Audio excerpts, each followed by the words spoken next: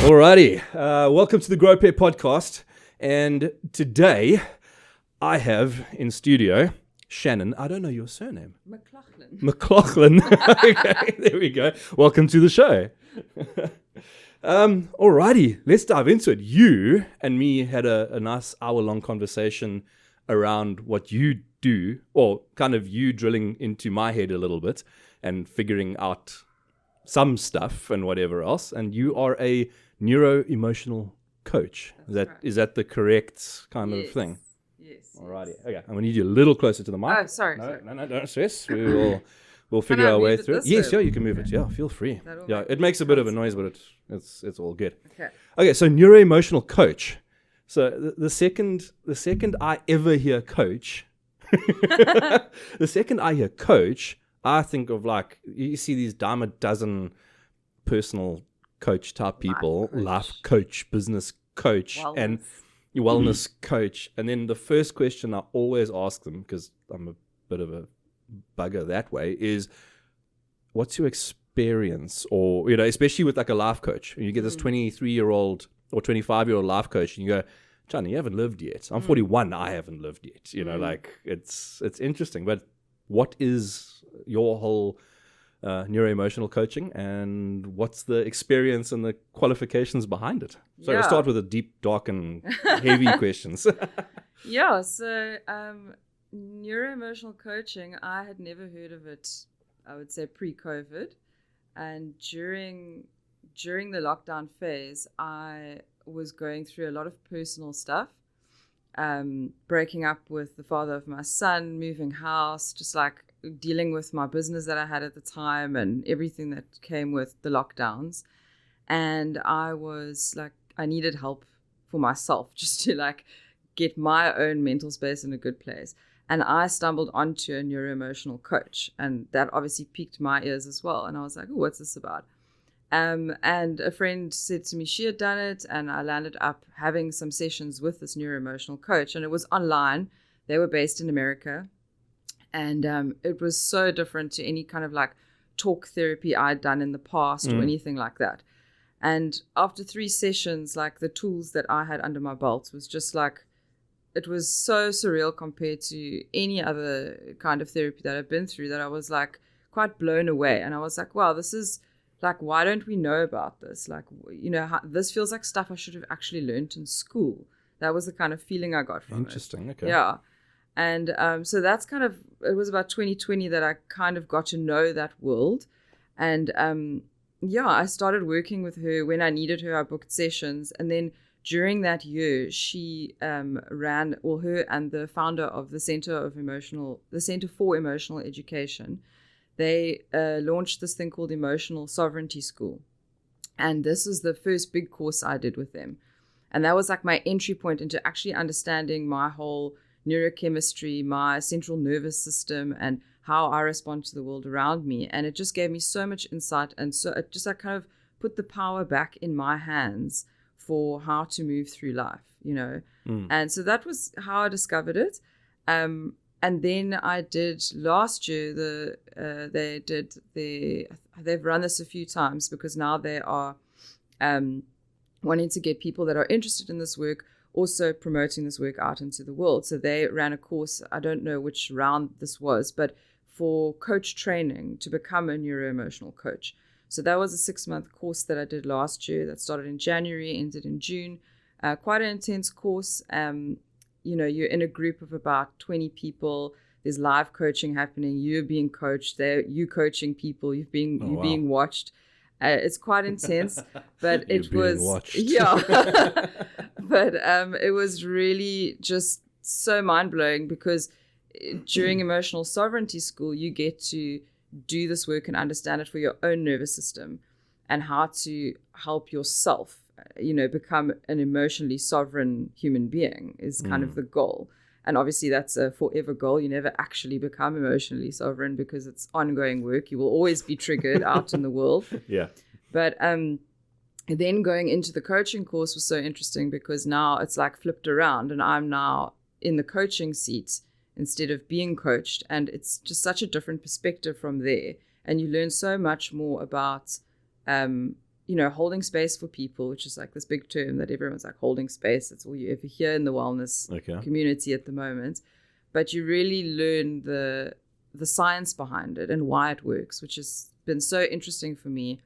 And I don't think I've ever been in a therapy session before, and I've been in a lot of therapy sessions, where I get to understand the tools, I get to understand the science behind it, the reasons why it works. And the nice thing about it is that everybody's neurochemistry is different, but there's like the basics that apply, and it allows it to like just unravel and unwind in a way that once you've grasped this, like the brain states, basically you kind of learn to speak brain. That's what they call it. It's almost like learning a new language. Once you've grasped that, it's almost like grasping maths or grasping accounting. You either get it or you don't. And once you get it, it's like, okay, now I've got the tools. Now I understand this. And yes, you still move through life making mistakes and, having a lot of feelings about a lot of different things, but now you can manage it better. So that's probably the best way I can describe it in a nutshell. That's fantastic. So you said that you're aiming towards this goal of being emotionally sovereign, but you never really necessarily get there, which makes sense. Most of the best pursuits in life, you can't actually ace them. And I always, I've had a lot of, I'd say boxing matches is the way I like to say it, but a lot of discussions with people, because I'm of the opinion that people can't change. Okay. Right? So fundamentally, you are who you are. You are a product of whatever. Pick your psychological whatever. I don't really dive into that, but like you are who you are. You react how you react, and then you can change the way you react to stuff.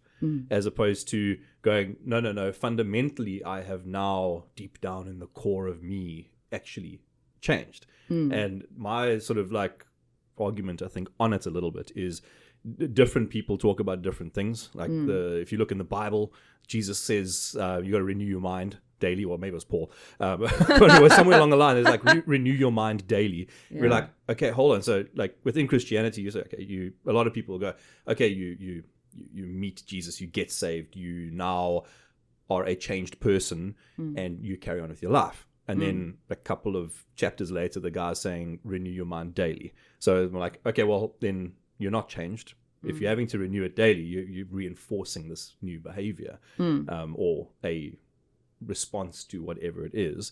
And I've seen a couple of psychologists that kind of have I've seen them say like similar stuff where it's like, okay, cool, you're training yourself to react to a situation, because like you say, people, I mean, the buzzword for the last 8 years is triggered. Like people get triggered by I mean anything. For me, when we discussed a thing like unfairness, for me would be the big thing in my life that I'll be like, no, this is unfair, and now I get all emotional and I'm out to go and save the world, or am I going down the right lines here, or am I wrong with my thoughts of people can't change?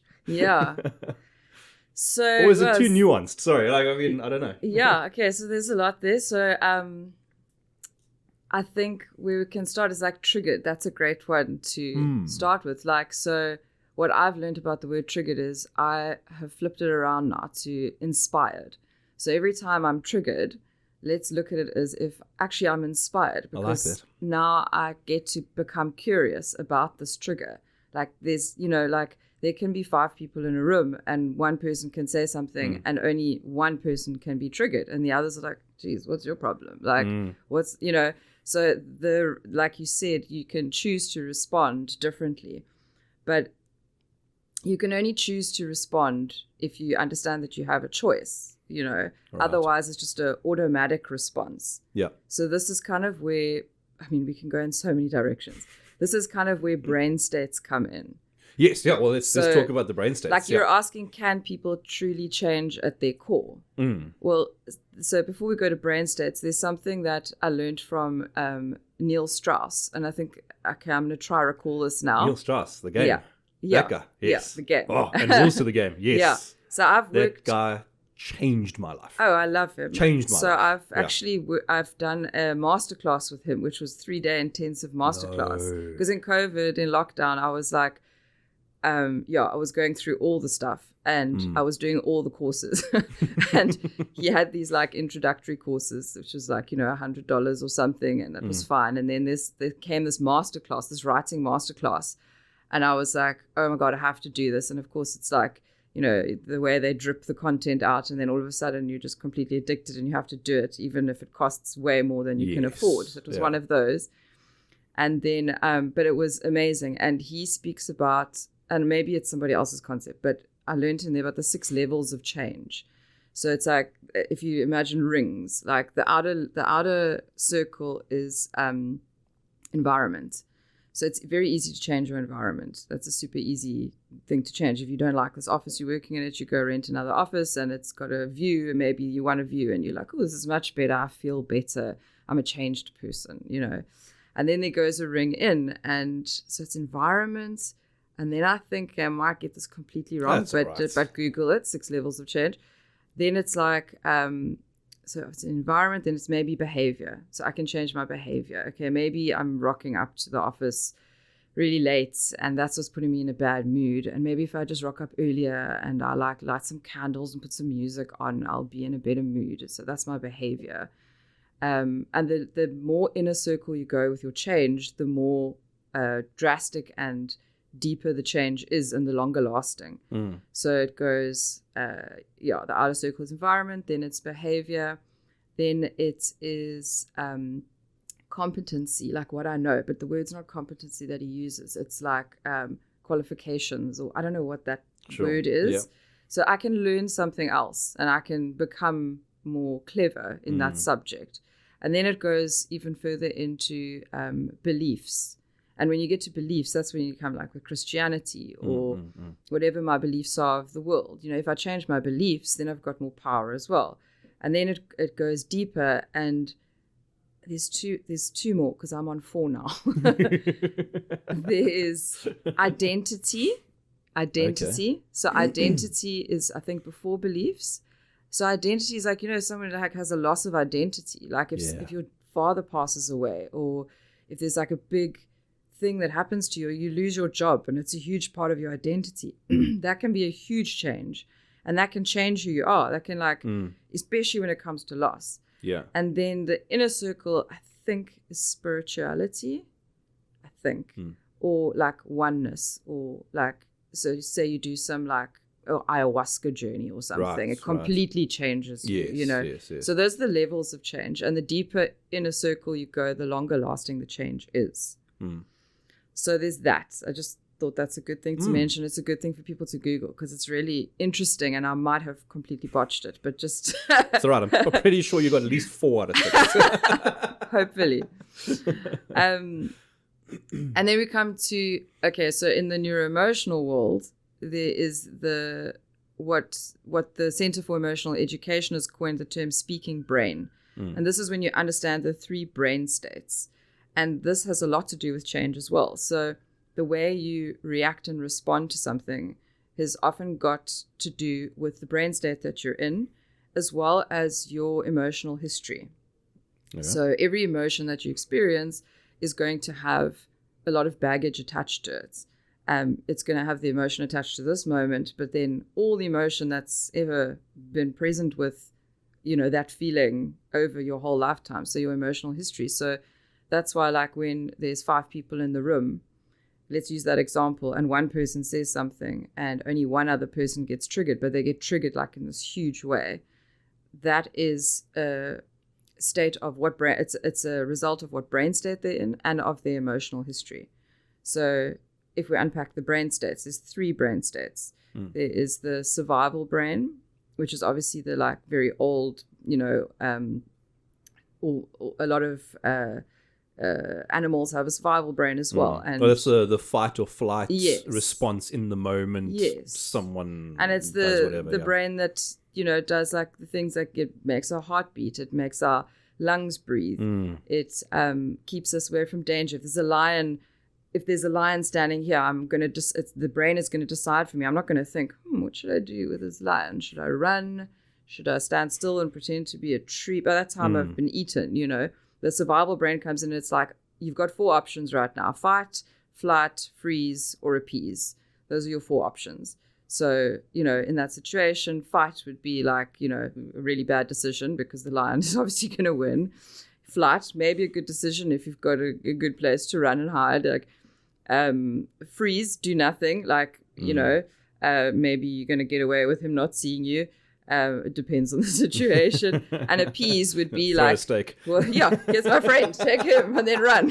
Yeah, I don't have to run faster than the lion. I just have to run faster than you. So those are the survival states. And in that state, there's very little self-awareness. So, there's basically no self-awareness. So to deal with a person that's in survival or to be in survival yourself, it's very difficult to kind of pull yourself out of that if you don't have the tools. And then we've got the emotional brain, and the emotional brain is a level up, and it deals with generating emotion, processing emotion, and all it really wants to do and achieve is for that emotion to be seen and heard. And once that emotion can be seen and heard, then that brain state can elevate up and allow you to access executive brain. So with every brain state, you get access to more brain chemistry. So you got more brain chemistry on your side to move through the world and do what you do. If you're in executive brain, then you've got access to high-level thinking, problem solving, ideas, that kind of thing, So that's kind of where you want to live. And when you're there, then it's like, okay, now I've got access to all my brain chemistry. If I get triggered by something, then I might have the capacity to, for example, say, oh, okay, instead of a trigger, I'm going to look at that as I'm inspired by that. I'm definitely having some feelings surrounding that. But I'm not going to go full survival and be like, what the hell, dude? And like fight with someone. Or I'm going to be like, I'm out of here, done with this. Like, I'm not going to just jump. But what has happened basically is because we live in this modern society, which is completely fucked, if we're going to be honest. True story.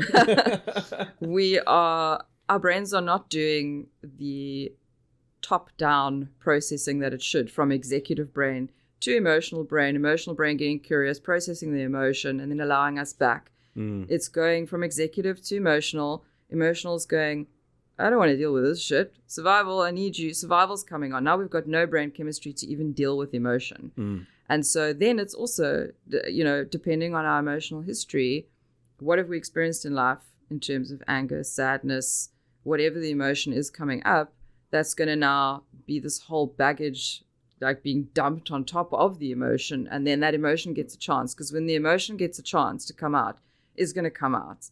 So, if you're standing here and you say something to trigger me and it makes me angry, all the anger that I haven't processed because survival brains try to deal with it and survival brain just sticks it in the corner of my brain, now anger is coming out and I'm having this huge reaction towards you. Yes. So the goal of becoming emotionally sovereign or dealing with a neuro emotional coach is to help you like get that emotional baggage, like if you imagine it as a backpack, like down, so that you get rid of that emotional history and you slowly have more capacity to have more anger or more whatever come on board, so that you can then not go to the survival brain. You can stay in the emotional brain, process it, deal with it, use your words properly, yes, and respond with a choice.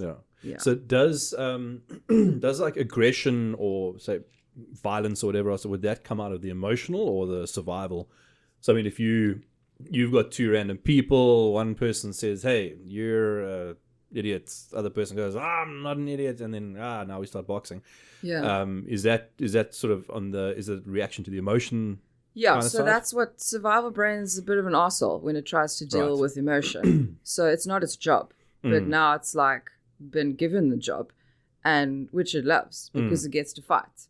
Okay. So that's definitely a survival reaction. Yeah, violence. Okay, so that's that de-evolution into de-escalation. That devolvement into that lower brain state. That's bottom-up processing. Right. So like all these terms I'm using are like what the Center for Emotional Education has coined. Sure. Because there's people that have developed these brain states, but they've kind of done their research and unpacked it and created these ways for us to understand it. So top-down processing is how our brains should work. So if there's a perfect world, which there never would be, and a child grows up in a household where every single time they have an emotion, there's an adult, a safe person there to go, oh my word, you're scared. Instead of like shutting that child down and being like, what are you scared for? All I did was do this. Like, go to your room and I'm sick of this. Like that emotion, scared and fear, is going to be like, oh, okay, it's not safe to have this emotion. Like my mom doesn't love me when I'm like this, you know? So if there was an adult to be like, oh, you're scared. Well, that makes sense. I did really raise my voice right now. And that can be scary when a big person shouts at you, you know, like, and me being aware that, okay, my child's in survival mode now. If there was a perfect world that happened every single scenario, which there never will be, then top-down processing would occur, you know. But now, because of everything we've experienced, majority of people are walking through the world with bottom-up processing happening. So whatever emotion is deemed dangerous by our emotional brain, based on our emotional history, it's not going to want to deal with it. And it's going to send that to the survival brain, and the survival brain is not going to deal with it well. It never does. It cannot. It's very interesting. It's very interesting. The first kind of thoughts the first thought that I've been having is I look at, say, arguments between, say, people that are in a relationship. Yeah. So if you've got husband and wife or boyfriend, girlfriend, or whatever the dynamic happens to be. Yeah. And now you start, so like for myself, when I argue, my wife says I am awful because I am exactly how I am right now. Cool, calm. I don't rise to the occasion. I don't scream. I don't shout.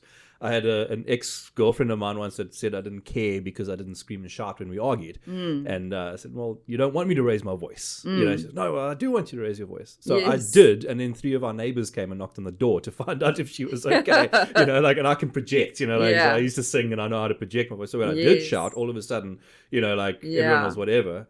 And I'm like, okay, cool. Well, that doesn't work. And then I kind of think of, so you say like the emotional thing when you said people want to be heard. Like I've experienced this a lot with women where the issue's not necessarily, I need to be so careful, but I don't mean it in a bad way, okay? But like where the issue isn't necessarily the issue, being heard and, you know, knowing the emotion around the issue is more important. Where it's a thing of like, okay, this scenario, let me think of one that works actually. I was driving with my current wife. We were dating. Yeah, we were dating. Driving on the road.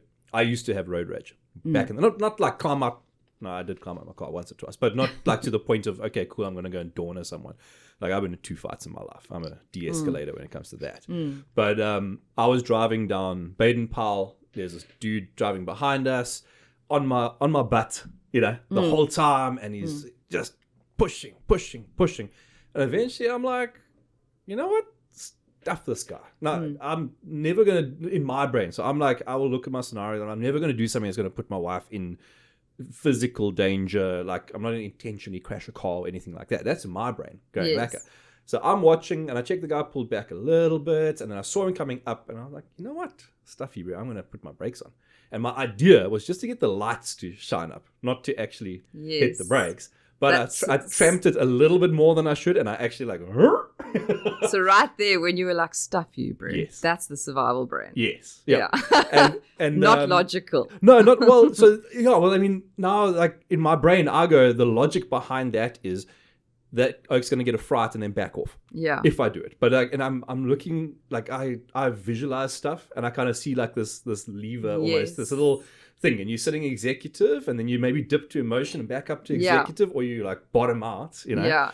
And so I tapped the brakes. The car was a newish car, so it really had some brakes, and we like also, and then she caught a fright. Remember, your survival brain is driving now. It's not very good with fine motor skills. Yes. So you could have hit it harder than you realized. Yeah, I didn't, because I had. Yeah, the next day I put the whole car into a skid because I touched it and like it was a different story. But yeah, it was just like really sharp brakes, you know. Whereas my previous car that I'd driven 2 days before that had very soft brakes, so you could touch it a bit more, you know. So it just wasn't used to it yet. Yes. My then at that time girlfriend or fiance before she married me, but burst into tears. Like we have this huge Barney in the car about it, and you know I'm like, what? And that just came out of some stuff from her where she wasn't stoked, felt massively scared in that moment. Yeah. You know, and I was like, okay, cool. I didn't do it on purpose. You know, like, and yeah, it's a very good example. You know, also like your wife bursting into tears, that's emotional brain. Emotional brain knows how to cry. Yes. It will allow the emotion to move and process, which is what it's meant to do. Sure. And then... Yeah, mine's broken. Yeah. And then your brain is like, you're crying, but I didn't do it on purpose. Yes. And that's like, you know, it's almost like I pick up a brick and I'm like going to put it here, but then I slip and I throw it in your face now. And then you start crying. I'm like, but I didn't do it on purpose. What's your problem? Yeah. Well, that was my thought. I was like, this wasn't intentional. Yeah. All I tried to do was just get the lights to shine up so that I could back off. You know, he's the terrible person, not me. Like, shout at that guy. Absolutely, yeah. So like survival brain is just really not good at dealing with anything logical. It will convince you that the thoughts are logical in the moment so that you do it. Absolutely, Its only thing is to get you out of danger. And and a good example is like, you know, you see people at the window of a burning building and there's a fireman with a ladder. He's like, I'm 5 seconds away. And they're like, and they jump. It's like, what the fuck? Like, you could have lived. It was 5 seconds. But in the survival brain, there's no logic. It's like, he's 5 seconds away and the fire's here and I can jump right now and get away from the fire. It doesn't think, well, you're going to die because you can't survive 10 stories. It thinks the fire's going to get me. Yeah. And so it's very bad at working out the odds in the moment. Yeah, it's terrible. Yeah. Well, actually, it depends. Like if it's a true survival situation, like, you know, you're driving and someone hoots or someone comes towards you and you swerve. Sure. You didn't go, oh my God, that car's about to hit me. Like it wasn't a 5 second conversation. It happened and then you almost hear the thought, you know. So it's like split second stuff. You put your hand on the thing and it's like, oh my God, you know, you do it once, you never do it again. Yeah, I remember. I did that once. Yeah, and that happens with many things, you know, and that's how kids learn. Like that survival brain's there for a reason, you know. Yeah. So we're grateful for it, but we don't want to be its servant. That's the problem. Yeah. Do you see a difference between men and women on how they use? I mean, like, so my, I've started choosing my words very cleverly since I've been doing the podcast, but also like my experience, to not draw a big sort of parallel between. So no one cancels you in this cancel culture. Well, yeah, you know what? Folks can cancel me. I'm just going to carry on. Like, if you don't like my stuff, don't watch it. If you're not getting cancelled, you're doing something wrong. Yeah, I have a very. I had a friend of mine say, "Well, you're only cancelled once you apologize." Like at that point, like if you've done something innocently and it's taken wrong, you're only really cancelled. And I've seen it on so many people have done it, where it's just like the second they apologize, they're almost on the back foot. Yeah, and then it's just like, bang, we've got you. You can't win. Yeah, you can't win. And then the guys that don't, the guys that are like, okay, that's me. Yeah. What more do you want? If you don't like it, don't watch it or don't put yourself here. And they carry on. You got to be vulnerable. And I think like a lot of people that have been cancelled in that kind of space, like these celebrities, and, you know, you can't say anything wrong. It's like they want, whoever they is, we must all know exactly what's politically correct all the time. And we can't have nuanced conversations anymore. So like, that's for me is bullshit. We should be able to say it and be wrong. And we shouldn't have to be cancelled because of that. It's like, when I don't know what you're about to ask about men and women, but it's very similar. I think men are very much on the back foot when it comes to emotional stuff. Yeah. So maybe ask your question because I don't know. Well, that's kind of where I was kind of thinking going, because I look at myself and like I joke and I say, well, I've only got one emotion at a time, and that's the capacity that I have. You know, like, and I haven't cried in. I've cried once maybe in the last decade. And even then it was 30 seconds. And like, I was done, you know, okay, like I don't ever need to or whatever else. And people say, Des, you need to just process your emotions more and whatever else. And I'm like, okay, I don't really, you know, even in my life, it's sort of like 2 handfuls of times that I can go, okay, well, I actually cried or, you know, like went there. On the anger side, I've been in the anger side there. I've been, you know, I mean, that's, but then as a guy, I don't know if I feel like that's more of a a boy thing. Whereas like if you think, okay, cool, if someone cries, you think, okay, well, yeah, a woman will cry, you know, more than a guy will cry. If you take your average Joe and Jane and put them in a room together, you know, there's a whole bunch of things that will lean in different ways for each of them, you know. And the emotional thing, I don't know if it's trained out of us, because like, I mean, my family, it wasn't really. It's not like we were this big butch, like, men don't cry thing, you know. We just didn't. We got on with it. It was kind of and hence like the name of the podcast, Grow a Pair. You know, it's not, and it's a thing of like, get it done. Yeah. You know, you put yourself aside and you take the knock and you get the thing done. And I see it with my brothers. I saw it with my dad. I mean, my dad was the king of delayed gratification, and he went most of his life working himself to the bone, then repairing guitars at night so to make a little bit of extra money so we could, you know, pay for stuff and whatever else, and this whole thing, and then finally retired, and then cancer got him 3 years later. You know, it's like, okay, yeah, you know, but that's just a logical thing. He could have, and he built his life up. You know, we had said like the few years before he actually died, like we said, go fly overseas, go do all the things, and he was just still like that. Yeah. Sort of, no, the logical thing is to make sure that we're good and we can survive until we're 85 or, you know, and he did 68. You know, like and then, I mean, you maybe look at the ways that some women react to stuff, and it's more emotional than say maybe executive. And I don't want to put like the executive maybe in a super, well, if you're an executive like a man, that's good. You know? But if you're emotional like a woman, well, you know, emotional is that lower one, you know. Like, you don't want to kind of be there because there's value in in I think even value the in all of emotional them. side. Yeah. So I'm just rambling and like so no, I think it's a very good conversation, and it's like, I feel like it doesn't matter what your upbringing was at this point. Like, the world is designed for men not to cry and women to be crazy. That's the design. Yeah. Because that works for capitalism. It works for patriarchy. Yeah. That's the design. And so that is what, you know, magazines, TV shows, just every single thing that we consume has been designed to make it that way. Yeah. I mean, like, it's hilarious to think that I believe in past lives, but it's hilarious to think that 50 years ago, however many years ago, I'm not very knowledgeable on it, that I couldn't vote or I couldn't buy a house. Like, are you joking?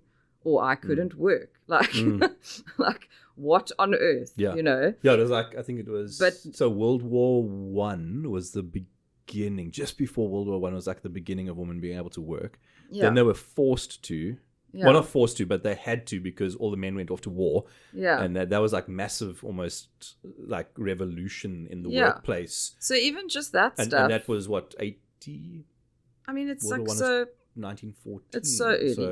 So we're like 80, 90 years away from that. So like our parents' generation had it so hard. Like we the same age. I'm also 41. Like our parents' generation had it so hard.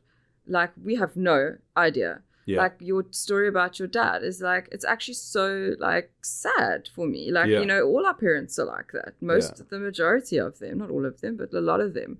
And you know, when we say executive brain, like when you talk about the brain states, it's, you see someone that's being emotional. It doesn't necessarily, when you say being emotional, it doesn't necessarily mean they're in the emotional brain. You know, most people on earth, I think at this point, when they're being emotional, in inverted commas, they're actually in survival fighting. Interesting. Most of the time. Sure.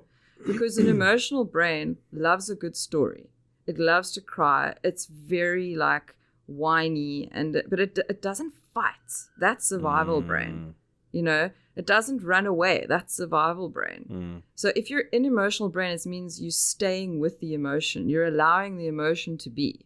Right. You know? And so like bursting into tears and being like, I'm so sad right now. I'm so scared right now. That's emotional brain. But being like, what the fuck? What have you done? Or like, I need to get out of here. Like that's survival brain, you know? And like a very common form for our parents of survival brain, a lot of people just live there, and that's appease. Right. And appease or freeze are very deceptive survival brains because they can very easily come across as executive, because the freeze or appease for me is quite stoic. It comes across stoic. And a lot of our fathers are like that. They want to keep the peace. They don't want the emotion, or keep the environment safe. But safe just means not noisy. Sure. And no emotion. Yeah. Because emotion is unsafe for them. Yes. And so that's how we were all brought up, And so, you can move through life in survival, appease, and freeze, and you can still be a very successful person. Yeah. If you look at celebrities that get everything they want, all the money in the world, but then they have these nervous breakdowns. Yeah. Where those weren't executive journeys that they were on. No, Britney Spears, she went I don't even want to talk about crazy. Britney Spears until you tell me you've read her whole book. Okay. No. But you look at it, if you just look at the story and you're like, okay, hold on, that devolved badly. I don't think it was handled well. So I think there might have been a moment that was terrible. A perfect example of women are crazy. Right. Yeah. That is part of the system for me. Yes. All of that. Paris Hilton too. Oh, One Night in Paris. What a crazy bitch. Yeah. No, can you please watch her documentary and then come back to me? Yeah. I listened to a podcast that Miley Cyrus went on to. Yeah. And that was very interesting. So eye-opening. It was like, oh, okay, cool. This chick, look, she's a little crazy. But, I think everyone is. We all are. Yeah. I think everyone is. But it was great to dive into sort of stuff. And I think, people judge very harshly, very quickly. Yeah. So, and I think, I'm a very critical person. So I like looking at systems and then unpacking that system, being critical of that system, and then affecting some change and putting it all back together again. Yeah. And I've found I've done that in life or even relationships or whatnot. And it can be so really destructive in some stages, in some places. And then in other places, it's just great. It works really well. So I find when I'm dealing with guys, I've got mates of mine where I had a guy that I know, we're friends, and I did something he didn't appreciate. He made a comment in the moment. He was like, dude, not cool. I'm not taking it as a line, Yeah. And I was like, yeah, okay, cool. Yeah.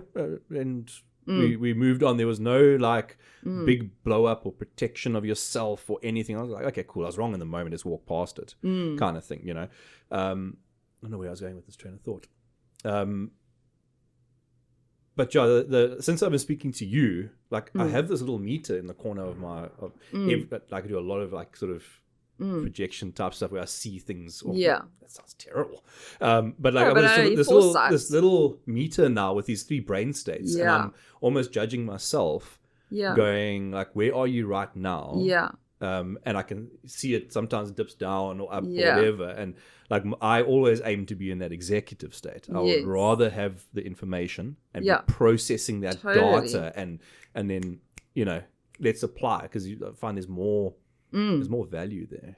Well, you get to know that you're making decisions from a place of power that's in line with your values, that appease brain state is very sneaky, and the freeze brain state is very sneaky, because people are so used to living there for so long. Yeah. And it's so common. My dad's brother, one of his brothers as well, he was in this amazing job his whole life, executive position in his life, working. And then when it got to the age of retirement, I'm just using this as an example because it's quite common. You see this quite a lot. As soon as he retired, he had a heart attack and he died. And he was also in his 60s. And we were like, what? What on earth? Not saying that is a result of living in survival, but it can be. Gabor Mate talks about it a lot as well, Dr. Gabor Mate. He's got a whole book called The Myth of Normal. I don't know if you've seen it or read it. It's like a Bible. It's huge and it's incredible. But it talks about the mind-body association and how emotions affect our biology and can make us physically sick. And there's studies now that show suppressed anger, these are the diseases, He even puts mind body as one word because he says he doesn't know why it's 2 words, Interesting. Yeah, because it's so connected. And so if you go through your whole life, you can look amazing on the outside, but what is actually happening on the inside? And when you're in survival, you have no body awareness, so you don't even feel what's happening inside your body. Like what's meant to happen when you experience an emotion is you're meant to actually feel where it shows up in your body, because it does. Like you should notice, oh, my heart's beating really fast, or my hands are sweaty, you know. But often we just go straight to survival brain, and then there's no awareness, so we don't actually know, you know.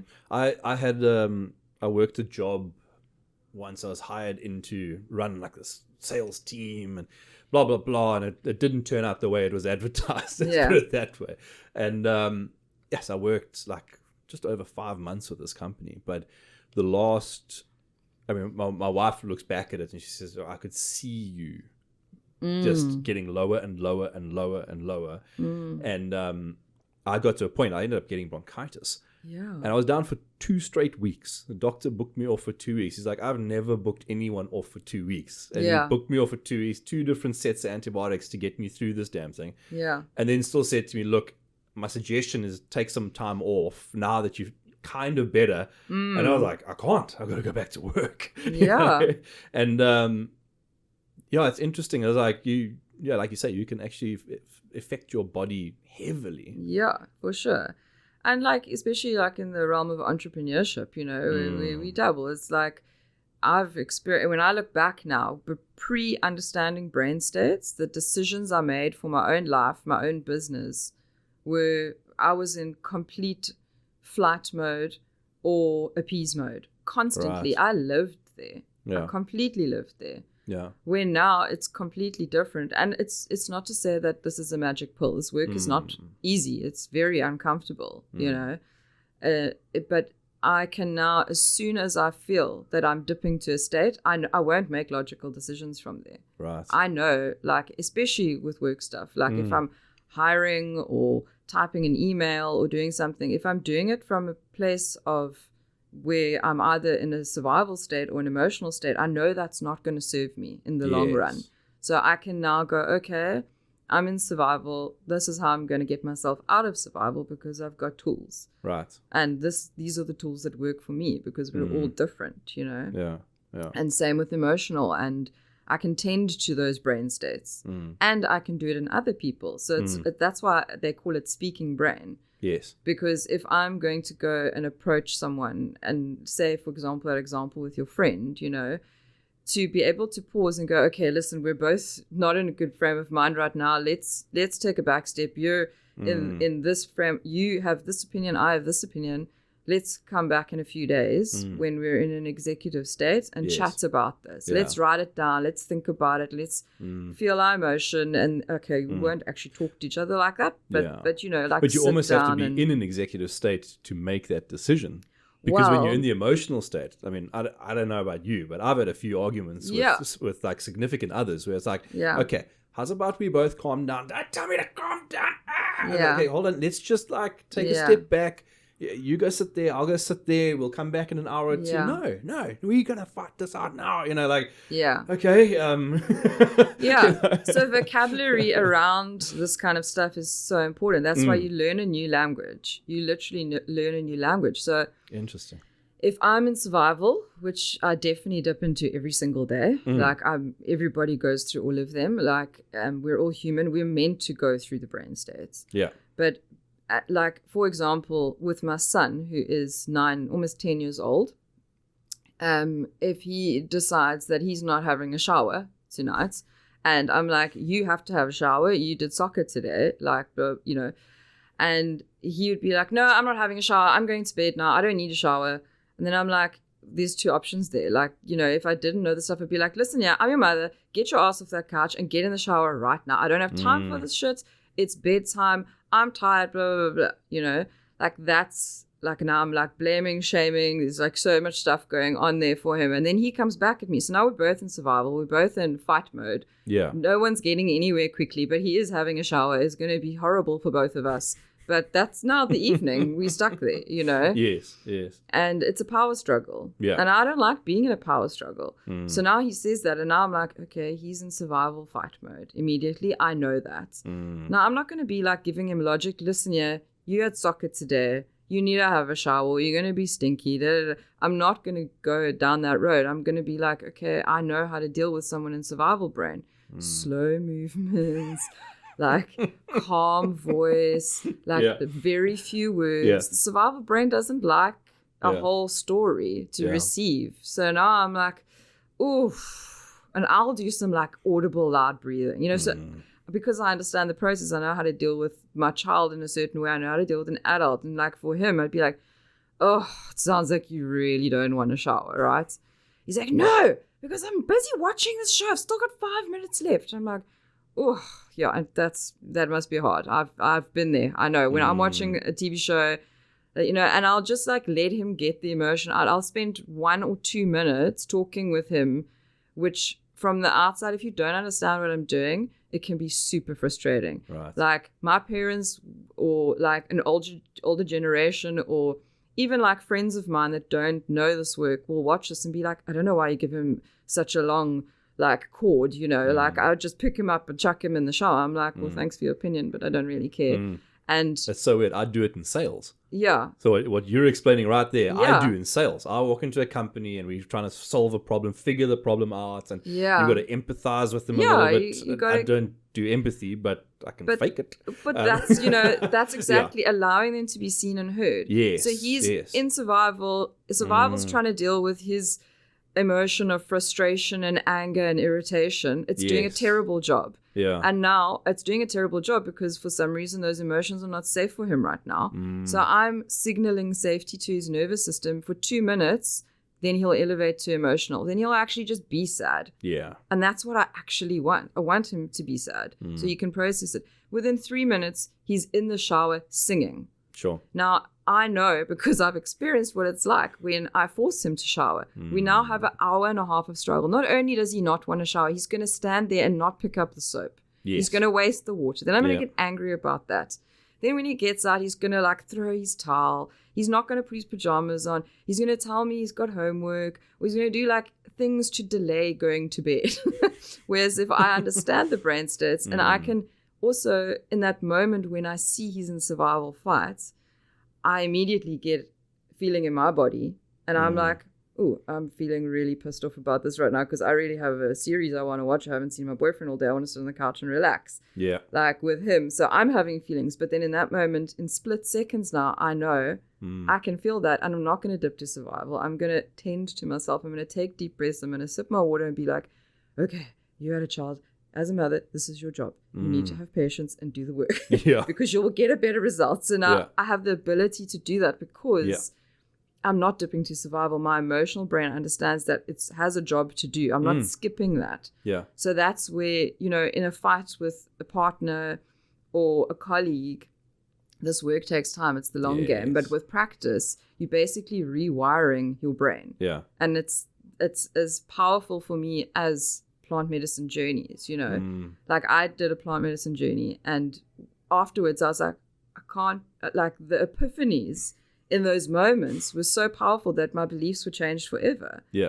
But I didn't get any tools. I just got a perspective change. So now with this kind of work, it's like I'm understanding the science and I'm getting tools and I'm now becoming a witness to my own behavior. So it's like it for me has created like a complete glitch in the matrix. Like it's very difficult to fight with me now. Yes. Like someone would have a hard time picking a fight with me because I'm been doing this for 4 years now, you know, and I feel like I'm really well practiced. And that's what got me to the point. I was like, I need everyone around me to get this shit because I need really, my environment to be good. If everyone gets it, then I'm good. Exactly, yeah. And it's just so powerful. And, you know, when you watch the leaders of the world right now and what's going on, it's a bunch of survival brains not being able to put themselves in each other's shoes. And it's just a cycle that perpetuates itself over and over again of killing and war. And this and that and the rest. I mean, it's a fucking joke. Yeah. It's a joke. You bring it up like it's. I look at it. These like I mean the American saga, which it is, has been like 20 years of nuts. Right? Probably been longer, but they can't. Everything has to be so scripted and whatever else to not ever get to the point where they can just go, hey, whoa, I was wrong. Yeah. That's cool, sorry. Complete black and white thinking. It's now everything is so false, almost like, and it's just, we'll hold on to this argument, not because we believe in it even, but because we will win. Because we have to win the power struggle. The thing. And if I give a point here, then I lose this point, which really matters to me. So I can't give this point. So I will stick to this point. And it's frustrating. It's terrible. We need like a big reset. Yeah. Well, I mean, I don't know. It's hard. It's actually so interesting because I used to be the type of person that, like, my automatic response where I stopped myself now was like, we actually just the world needs to take us out. Earth needs to just actually, humans should all die. And we can start. Well-placed nukes, and then we go back to caveman nature days. Can do it. Asteroids and shit. Asteroids, whatever. Same result. Because, exactly.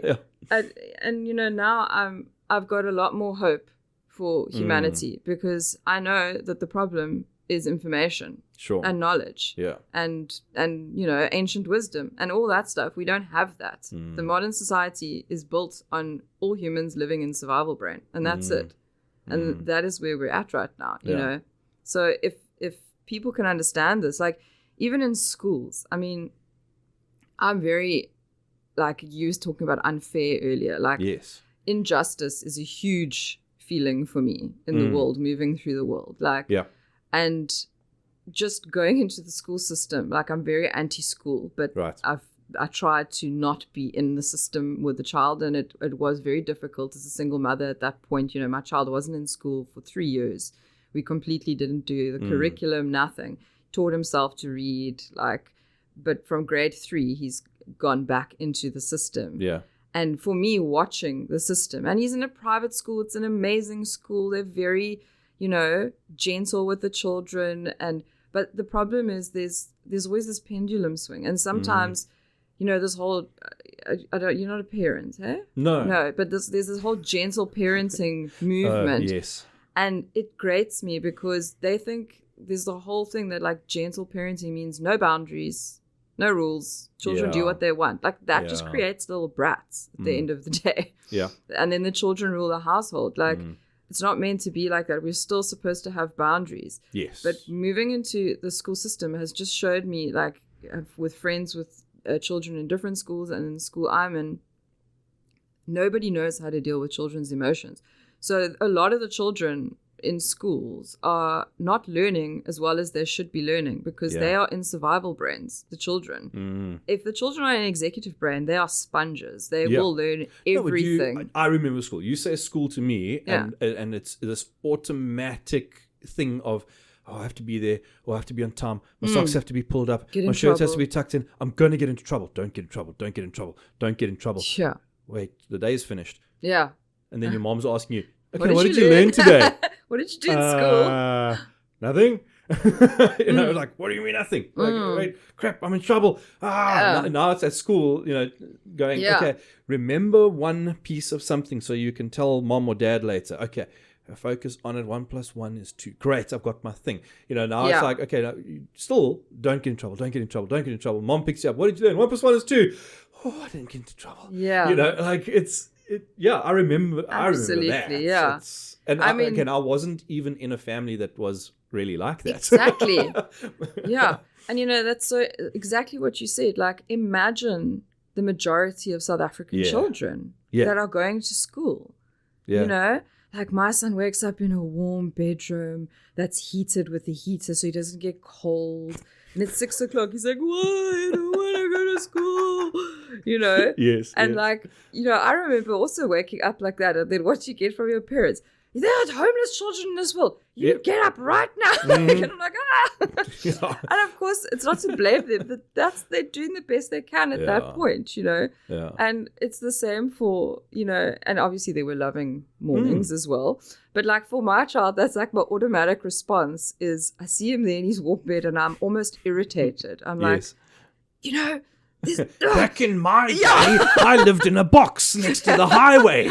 That's a Monty Python skit. Yeah. It was like luxury. I lived on the highway and I got driven over by an 18-wheeler truck every day. Yeah. Exactly. And it's like, there's so much where people don't understand these survival brains, because you can grow up in a perfect household with inverted commas, and you can still live your life out in survival brain. Sure. And you see these children that come out of townships and do these amazing things.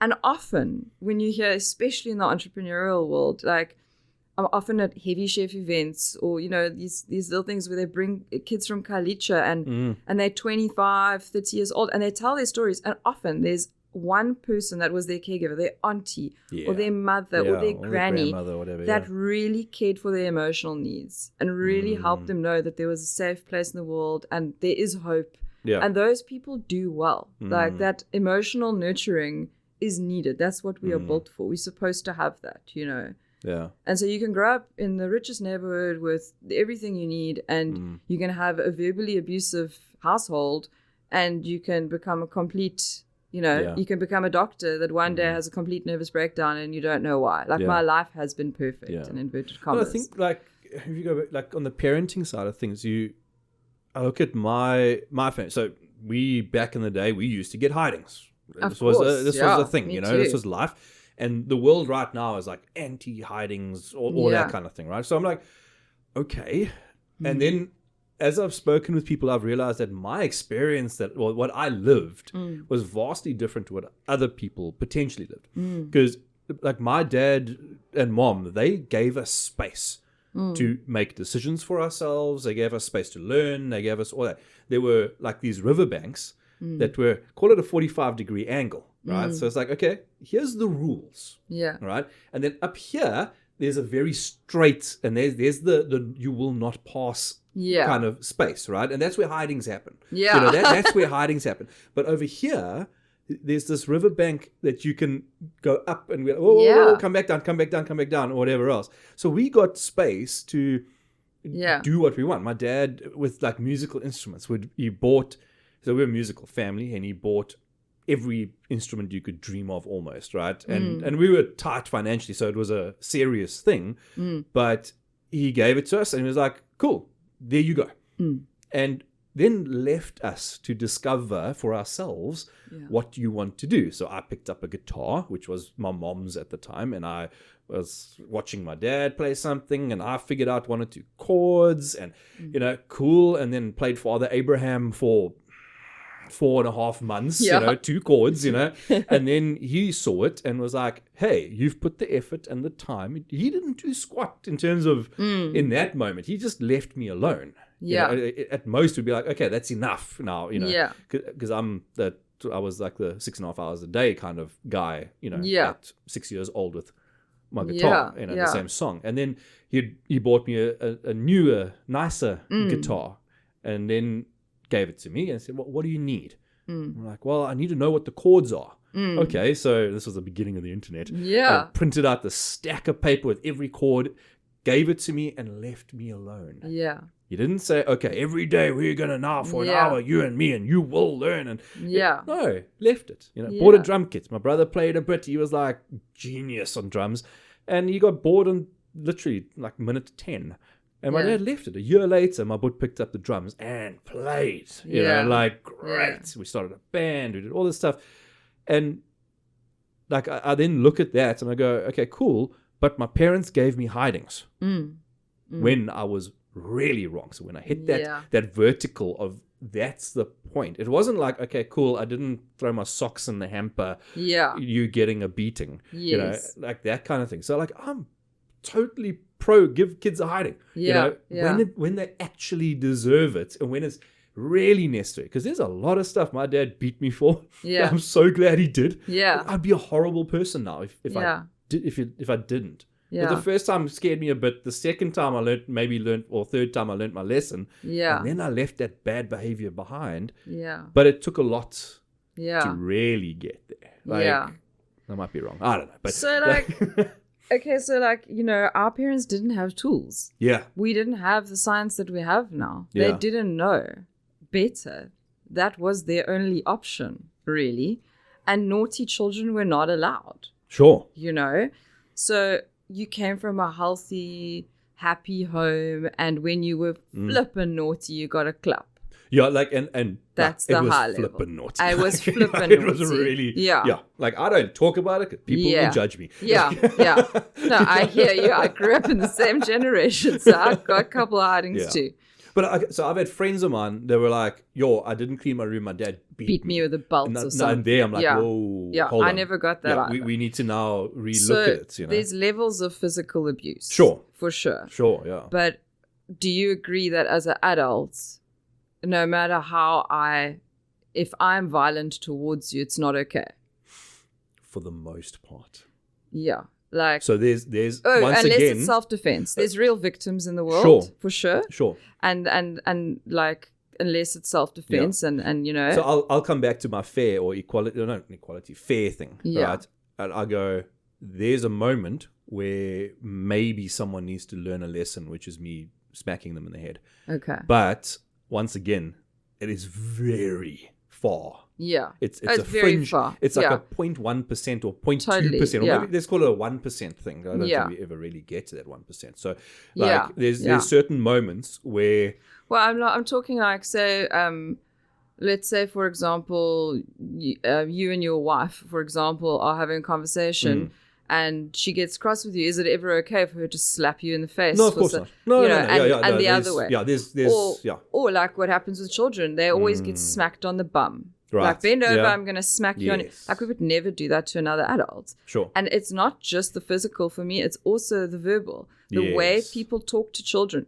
You know what you do? For an experiment, you go to a school and you walk through the school for an hour while parents are there with their children. And you'll be like, if you just imagine all the children as adults, you'll be horrified. The way adults speak to children is disgusting on the whole, most of the time. And that, for me, is the same conversation as hidings. Sure. Because usually, like in a normal hiding situation where it's like, okay, I've told you you were going to get a consequence. Your consequence is a hiding. And that's it. Come here, bend over, I'm giving you a smack.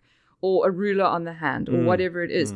What's happening is that adults, if we look at it from a neurochemistry point of view, the adults got to a point where the adult is having such big feelings about what is happening in front of them. So the adult is experiencing feelings that they cannot deal with anymore, process, and get back to executive, that they are now in survival brain, and their only option is to physically cause pain to the other person to instill a lesson. Sure. And yes, the person might learn the lesson, but do they understand why? Yeah. Because that's the part to create, you are modeling the behavior that is going to be repeated. Sure. Unless that person decides to make a change. Yeah. You know? It's interesting you say that, like, we've got more knowledge. So we got beaten in inverted commas, which would be beaten now. We got a clap every now and again, maybe a little bruise here and there. Yeah. Some people really get beaten. Yes, yeah. But we have a choice now. Like, when my child was 2-3, I gave him 2 or 3 smacks. And one day he did something and I lifted my hand. And even before I lifted my hand, he went like this. Yeah. And he hid. And I was like, oh my God, my child's scared of me. Yes. And that was the moment for me that I was like, I can't hit him again. I burst into tears. I was like, I'm so sorry, I'm a terrible mother. You know, and I was like, I won't hit my child ever again. I need to find new ways. There must be new ways. Yeah. And we have the knowledge to find new ways. So, of course, it's a choice. Hitting does work because what's happening, the emotion, your feelings are getting too big. There's a physiological the child's lesson feelings you're learning. Are going, oh, this is not safe. I can never have this feeling or express my truth again. So I will be quiet. And I mean, what did we do as teenagers? We knew we'd get a hiding. So we would lie, hide. I mean, the amount of lies I told my parents to get away with things. Yeah. I don't want my child, because I've only got one, doing anything that I did at 16. I want him to phone me and tell me and be, I don't want him to be scared, you know? It's so weird. Like, I think I had a really good experience of hidings. Yeah. It's so, like, my dad didn't beat me in anger. Yeah. It was, he was, and I think even beat me is the wrong word. I don't think he ever smacked. Yeah, he never ever stepped over a line, in my opinion. Even in the moment when I was 9, you know, and my dad was, right, you're getting a hiding. Do you know why you're getting a hiding? There was conversation involved. There was all of this. But that was their tool. We've discussed the rules. You guys agreed. This is where. So my dad was logic. Yeah, and also it was like, here, in you guys decide what the punishment is. In his generation, if he's 5 friends were around a braai and he did that, it would be completely acceptable. Nobody would bat an eyelid. Oh, no one would. Yeah. You do that now, they'll call the police. Yes. Yeah. Even the children tell you. Like sometimes I make a joke because they've got YouTube and memes and this and that and everything. If I make a joke and I say something, my child will say to me, well, I'll just call the police. I'll just report you. He'll make a joke and I'll be like, oh my God, it's like, you can't even, so like, I did so exactly funny. that to my mom. Yeah. Right? So I'm going to call the police. And she said, okay. Yeah. What are they going to do? And she called my bluff. So she said, cool, I'll dial for you. Yeah. And then she was like, but now think. Yeah. And I'm like, about what? Because like I know when someone's giving me rope. Yeah. You know, like I can almost see the rope unfurling, you know, and I'm like, wait, hold on, this is a trap. Yeah. And I was like, why? And we were very philanthropic in our lives. So we had been out to orphanages. We had been out to places, you know, like underprivileged spots, and we helped and we did what we could. And my mom was like, what happens when you phone the police? I'm like, well, they'll come and then you'll get arrested. And she's like, okay, cool. Then what happens to you? And then I was like, well, oh, wait. I end up in an orphanage. You know, like this is like 9-year-old logic for me. I'm like, I remember the conversation and going through the process with my mom. And I was like, So what happened for you in that moment? What feeling comes up in that moment as a 9-year-old? Fear of the other repercussion. Yeah. So not even abandonment, because like I looked at it and going, okay, I'll be the one phoning. I'm removing the parent, if it, you know, like kind of thing. And then it was like, okay, I don't want to go to. I've been there. Yeah, it sucks. Yeah.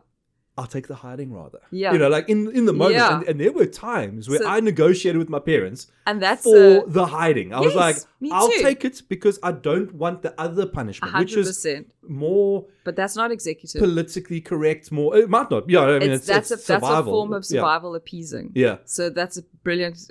You know, so now... For example, I'm not saying this is true for you. Sure. Because, you know, there's the rest of the environment that you know, you 99% of the other time that you're alive and experiencing life, you have emotional safety, let's say. So you grow up to be a person that has a good life and you make good decisions and you're happy. Like, doesn't necessarily mean there's anything wrong. But from a neurochemistry perspective, and as an example, in that moment you experience fear, and then fear learns, what do you do in fear to stay? When you feel fear, what do you do to stay safe? You appease. Sure. So now there's another situation completely different in life. Say you've got a boss and you know you need a raise and you're really scared to go and ask for this raise because you're working weekends and you go and you lay it out here, and this person looks at it and goes, yeah, we just don't have the budget, I'm sorry. You're like, okay, no, I thank you for considering it so much. I really appreciate it. I know you're busy. Maybe, you know, we can look at this again next year. And you walk out and in your head you're like, fuck you, I'm working my ass off, I'm going to go look for another job. Instead of being able to sit with the fear in that moment and go, well, actually, I'm not okay with this. And I'm letting you know right now that I'm going to start looking for other opportunities. I'm in a contract with you. It is time for my raise. And if I don't get a raise, then I'm going to be moving on. Thank you very much. And you walk out the office. Those are two completely different scenarios based on what your nervous system decides to do with fear in the moment. Yes. You know? I'm that second guy.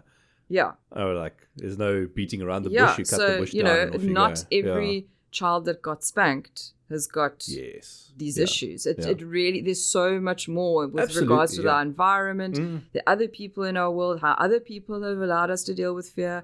That frames who we are. You know, every single experience we've had molds us to be who we are today. So how do we get people this conversation we're having? I did not expect us to go like this is not where I thought today was going to go. But and I was saying to you earlier, it's like, we're like, okay, cool. Yeah, we might end up doing a second episode sometime because we don't know where we're going, kind of thing. But how do we get then parents to get to a point where they can logically now deal with these kinds of things? So like South Africa, you can't hit your kids. It's illegal now, you know, kind of thing. It's your kid reports you go to jail. That's done. But now you've got to deal with this in a different way. Now, if you look at the way kids are, right, it's not working. It's worse. Like and you can almost draw. You can go back to where the spanking stopped and watch this de-evolution of behavior on children. Okay, so pause there, because that's exactly a good point. You said, look at children, it's not working, it's worse. Yes. But why is it worse? Because they're louder, because they're more erratic, they behave more crazy. And actually, what we don't understand is that children are meant to be seen and heard. They're not meant to be seen and heard. Sure. So we as adults, because we were not meant to be seen as heard, our generation is very triggering for us, for children to be wild animals, because they actually are meant to be wild animals. Yeah. Because if they aren't, they turn into shithead teenagers. Yes. Because that's the next phase. Yes. Because now, as teenagers, now your emotions doubled, you're in puberty. What your parents basically hate you in your own mind. Sure. And now you've got to deal with this all. Yeah. And so, because if you look at you dive into stats for teenagers, for me it looks horrendous. Oh yeah. Like it looks horrible. The South Africa specifically, the amount of kids that are beating their teachers is through the roof. Like the videos are surfacing. I saw one the other day of a young guy, 13 years old, built like this, like was a flippin' unit, and took out a female teacher because I don't know, maybe gave him a bad grade or told him to keep quiet, and now. So that reaction is a survival reaction, of course. Yeah. And it's a grandiose reaction to whatever happened in the moment. Yeah. So that may be potential. So there's a lot. Yeah. There's too much to try and say diagnose that particular person. Oh yeah. But how do we then educate parents in a way that works? Yeah. Like that. And I look back at my parents. I thought they did a stellar job. Yeah. You know, like I got my hidings, and maybe that's I don't know. Like I don't have the negative on it, but I know tons of my mates. There was very very negative. Their parents were unreasonable or whatever, you know, and beat them for nothing. Yeah. Don't agree with it. But how do we teach people now to have those conversations? Yeah. Because parenting almost doesn't happen anymore. Yeah. Like it's now it's a thing of you send your kid to school, right? You get them back, do your homework. You're cooking dinner, your kid's doing homework, maybe you help out with the trigonometry. I wouldn't be able to, but maybe you help out with the trigonometry. Okay, eat your supper. Okay, now you maybe spend 20 minutes together, but it's in front of a TV and not like my family, we ate at the table. You know, we talk. How's your day? What did you do? What did you you know, all of that. How do we teach people to get there? Because it looks like, and I'm saying outside of the normal. So like I love noise. Kids in my complex are running around playing. Yeah. My body corporate doesn't like it. I dig it. Like I mean, go for it. Play, experience, learn. Yeah. Make the noise when it's appropriate, you know, kind of thing. There's a time, you know. Yeah. And then it's okay, cool. You end up looking at, like I've seen teenagers that are just heavy manipulators. They you know, and it's what they are doing, the way they're behaving is completely wrong. Yeah. And there's some kind of something, there's a disconnect somewhere between the old school, okay, if 100%. you know, beat them if you love them, to the new school, like you said earlier, just let them do what they want. Let them decide, because they're the authors of their lives. Yeah. And at some point, these kids have to actually function in society. Totally, yeah. Look, there's so many factors that's created where we're at now, like, you know, social media and and everything. But I think that if we have to dumb it down to one question here, like give me like a straight up question because we're obviously dealing with different categories of children. Yeah. So what is the question? So where's if you were to put all kids into one bracket and we say, okay, cool, this would be the way to parents need to parent their kids to get the good outcome. Yeah. That's too subjective. Yeah. But like, how do we get that information to parents? Yeah. Because you can say, be an involved parent. Yeah.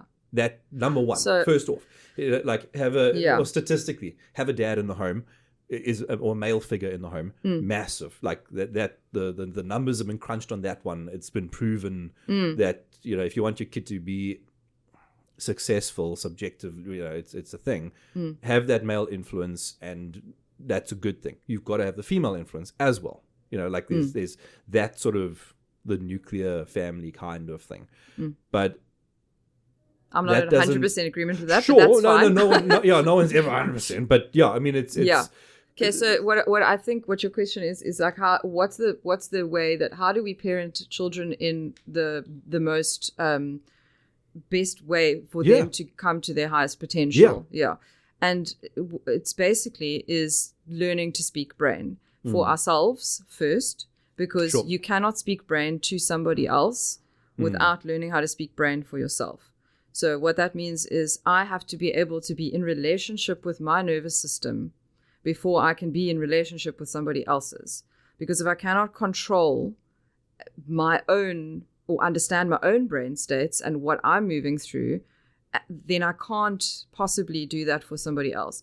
So if I can start to do, it's all about the internal work. The problem with this is that it's individual level stuff. Yeah. There is no magic pill. This is long game stuff. This is 100 years down the line, generations change. So, I think that as a parent, for me, what I've learned is I just need to do it 5% better than my parents did, and my child will be okay. I'm okay. I've had a few bad years, but I'm okay. I managed, like you said, I got a couple hidings here and here, but I think my parents did a stellar job. They had 3 of us. How the hell they managed that, I don't know, because I have 1. We were 3, and then at one stage we had 3 foster kids as well. Exactly. My mom was a saint. We also had 2 other kids living in our house at one. I mean, anyway.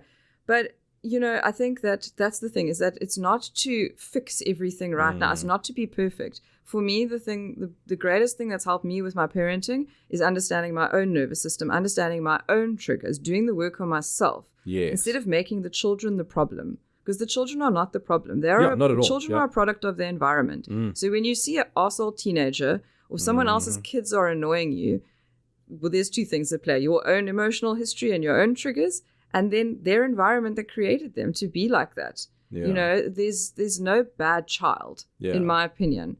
Psychopaths are created.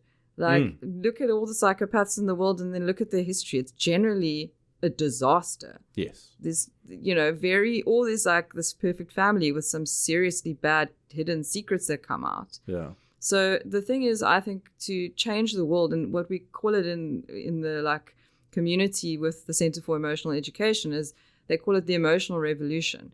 The more individuals that can know about this kind of work, the better, because it can slowly roll out. Yeah. I've managed to create peace in my life in areas where I never thought I'd be able to create peace. Yes. I've gone through, me and the father of my child are now, he's not done any of this work. He doesn't understand what brain states are.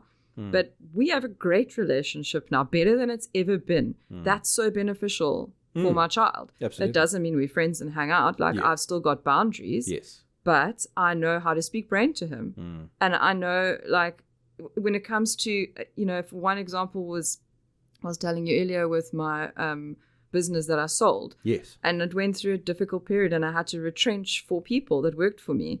You know how hard that was. And if I've done that before, but when I go back and I look at how I did it before, I cringe. Yeah. I'm disgusted with myself because I'm like, how I treated those people and how I dealt with it was from a place of survival. And I wanted out of there. It was flat, no empathy. It was just completely different. Whereas this time, next weekend, I'm meeting up with the people that got retrenched in the beginning of 2023 for a meetup. We're going for drinks. And, what?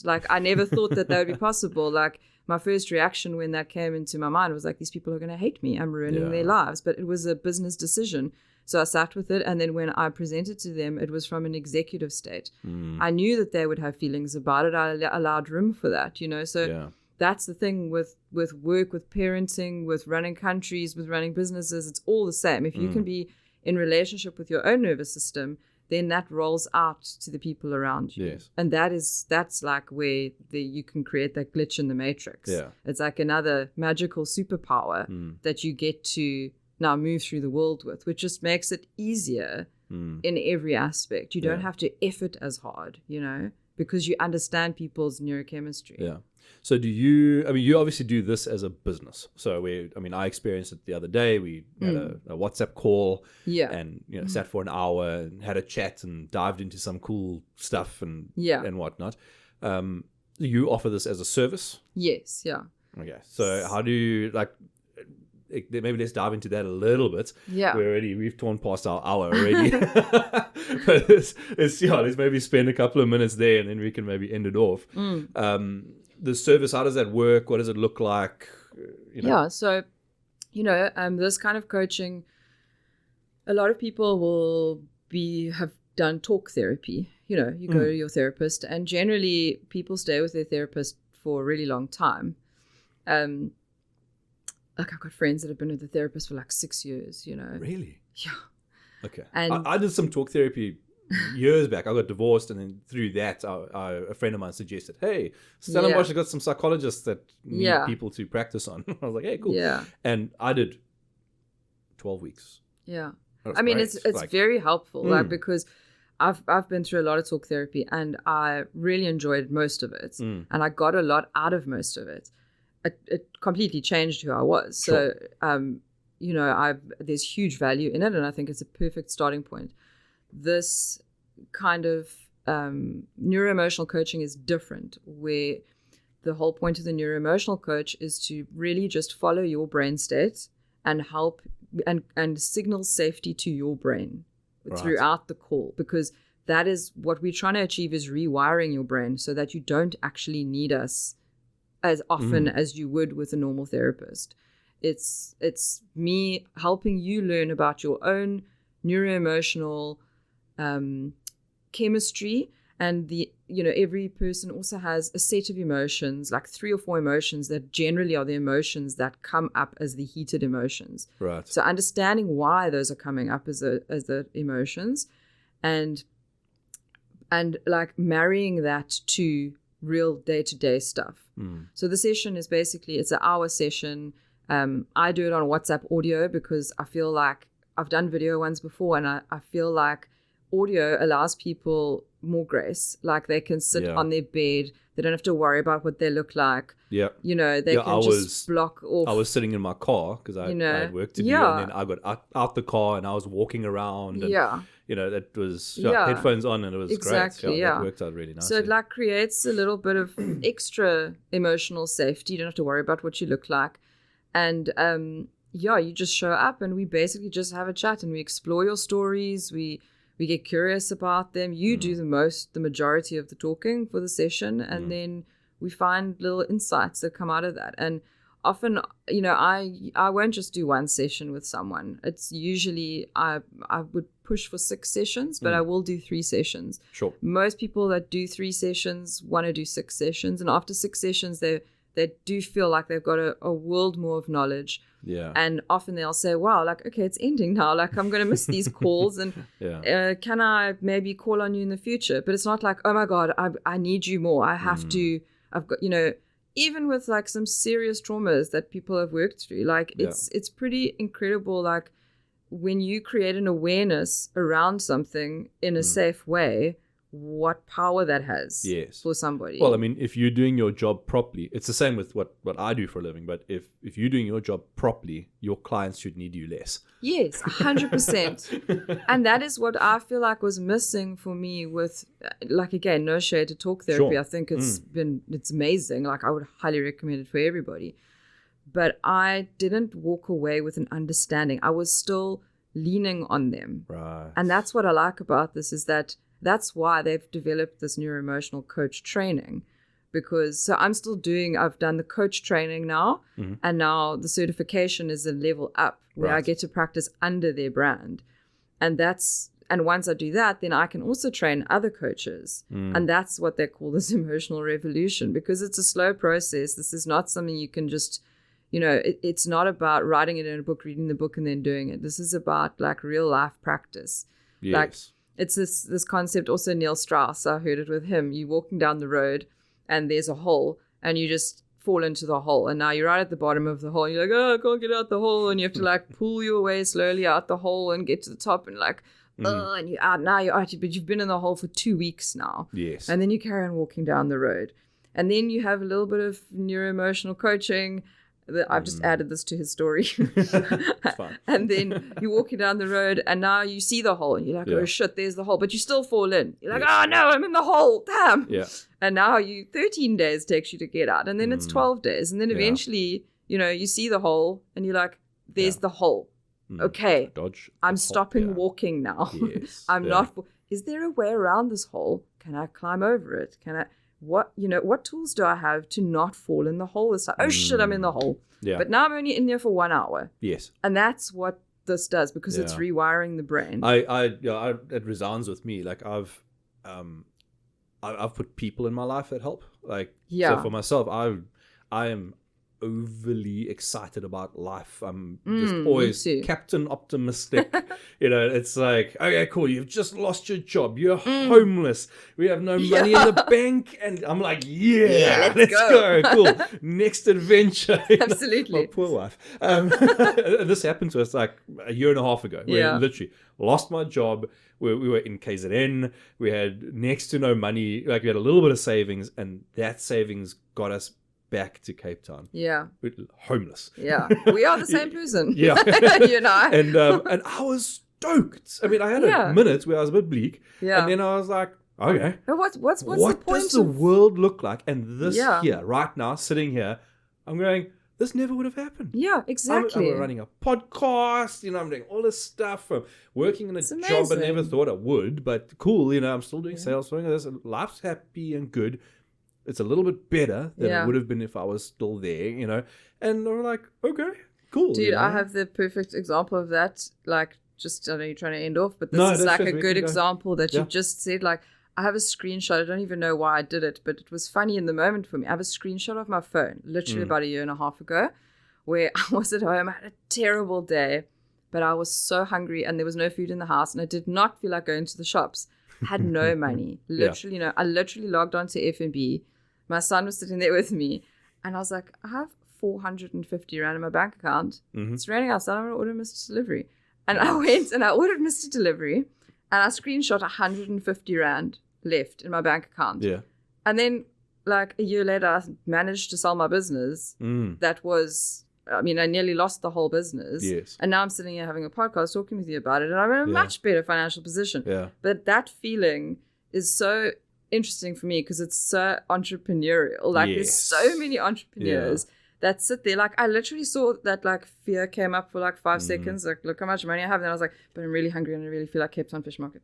Order. Thank you. Here's a 50 Rand tip for your effort in the rain. Like what? Yeah. But like that fail forward thing. Like I had a terrible boss, but he taught me a lot of really good things. And his kind of thing, and I've seen it mentioned by other entrepreneurial types. Yeah. And they're like, are you depressed? Good. Get after it. Do you have no money in your bank? Good. Get after it. And his whole thing was like, if you don't have petrol in your car, great. Start selling. Yeah. Where I was in a sales environment, Did your wife fight with you last night? Great. Start selling. Are you depressed? Great. Start selling. Yeah. And it's that carry on. It's why I'm bald here, because I keep knocking my head against the wall. Like it's that get up and go. Yeah. And it's also an example of sometimes how survival fight can serve you. Sure. It needs to, because in that moment, cool, I'm eating my food, but then afterwards I'm like, should I actually only have 150 Rand in my bank account? Yeah. I need to do, tomorrow I have to sell a piece of furniture so that we can pay the rent. Cool. I'm going to do that. But then it gets me up, I remember you say you took a screenshot. I'm pretty sure I did the same thing. I had a business. I closed it down. It was awful. I pretty much bankrupted myself to keep my staff on for as long as I could. Yeah. And I went 3 months too long. And I was same. feeling really bad for the guys. And they eventually came to me and said, Des, like, dude, you stop. Like, you've helped us. It's great. We're good. You need to look after yourself. And I remember having 105 Rand in my bank. There was a young guy, like an underprivileged type guy, who I was mentoring and trying to help out. And I saw a post on Facebook that said, there's a Vibacrete fence at our office and we want someone to come and take it. If you come and knock it down for us, you can keep it.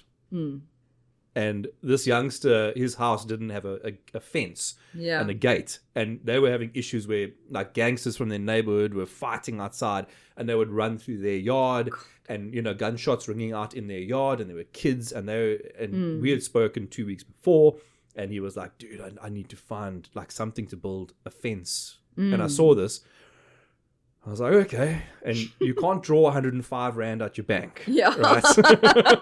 So I drew 100 Rand and I put it into my tank for diesel. I drove to my cousin's house. My stuff was being stored in his garage, and I got all my tools. I drove to his house and got him and 2 of his neighbors, and we threw everyone in the bakkie, and off we went, and we tore this fence down, and it took us 3 trips, and we delivered it there, and I drove back home, and I parked my bakkie with 5 Rand in my bank.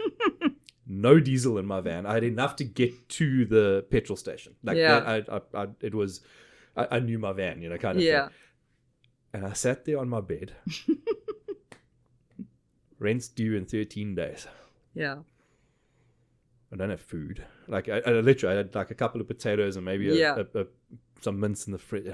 Like such a fundamental moment in my life. You know? And oddly enough, like a whole bunch of my friends rallied around me.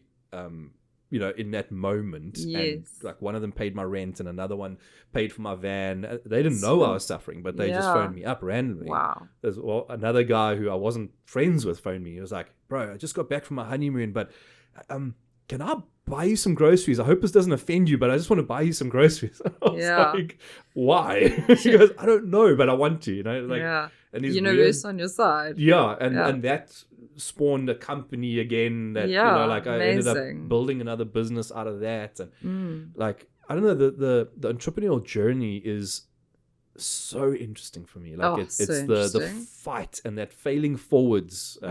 Totally. And make the mistake, learn, grow. And risk everything and nearly die. Everything. Because it's so exciting. Yeah. Well, in that moment, I had phoned up the local night shelter and asked them, like, I know this is going to be weird, but can I park my bakkie at the night shelter? And they were like, if you have a bakkie, you probably don't qualify. I'm like, no. Hold on, I really do qualify. Like, my bakkie is just like, it's paid for the next 6 months. I had extra money in the account, you know, like for some reason. Yeah. And I was like, I get it. And they were like, look, if you don't have work and you don't have money, you don't have anything, it's 10 Rand a night. And yes, there's a place. You're like, I have 5. Yeah, well, yes. I was like, no, look, I could hustle it, but like, I could figure it out. But, you know, sell something, you know. But yeah, that feeling and that growth that comes out of those spaces. Totally. You know, it's very interesting. That's another podcast. That is a whole other podcast. We'll do one. I said to my wife this morning, I said, this one could go long. Okay, I've got a question for you. This is one of the only like really structured questions I ask my guests. And I'm keen to see your reaction to it, but I'll ask everyone now, what does growing a pair mean to you? Ooh, growing a pair to me would be learning how to stand in your truth in every moment in life and speaking your truth, using your voice. That's been it for me for sure. Yeah, because it's scary as hell. It is scary as hell. Yeah.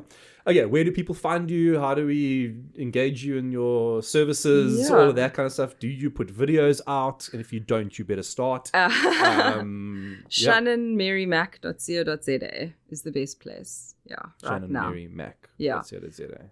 We'll put it in the description so people can. My social media is kind of on pause at the moment because I'm going through this transition of moving into this space out of selling the old business. So there will be social media at some point, I'm sure. But right now, ShannonMaryMac.co.za is the best place. Fantastic. Yeah.